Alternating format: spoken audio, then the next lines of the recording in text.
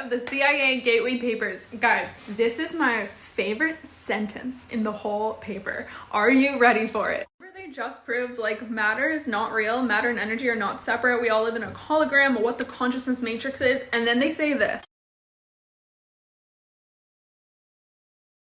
Now the fun begins! Oh my god! What are time and space? Physicists define time as a measurement of energy or force in motion. In other words, it is a measurement of change. I don't think this explanation is truly comprehensive and explains the complexity of time in enough detail.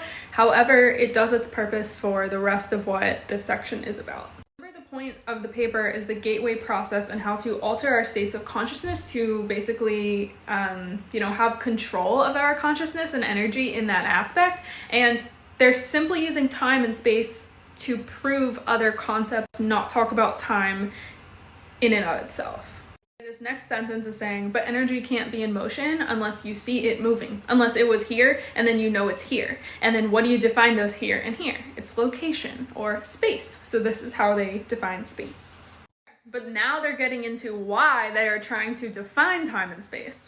Energy, which is not confined, is force without limit, without dimensions, and without the limit of form. And if there's no form and there's no time and there's no space, then this energy is considered in infinity. Because if you can't differentiate where it is versus where it isn't, it must be an infinity. And if it's infinity, it must be outside the dimensions of space and time, because if it is not here, you can't differentiate it from there. It all just is. There is nothing beyond infinity.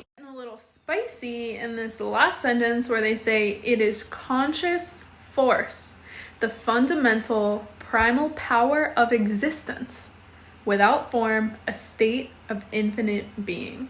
Sounds to me like a lot of what these new age spiritual people call the higher self or the collective consciousness that we are all part of. The rest of this paper, they refer to energy in all infinity. Energy, all that is called the absolute, and our human consciousness can reach this absolute, and the absolute is energy in infinity. There's no space, there's no time, it is beyond dimension. And then there's the third dimension, the time-space dimension that we live in, and then in between the absolute and where we live, there are all these other intervening dimensions which human consciousness can reach. The paper, this is why they're like, now the fun begins, because this is where the paper really branches out of proven math and science and makes these jumps about what consciousness is. However, they are making these jumps based on the proofs they've already established. Comment your questions below.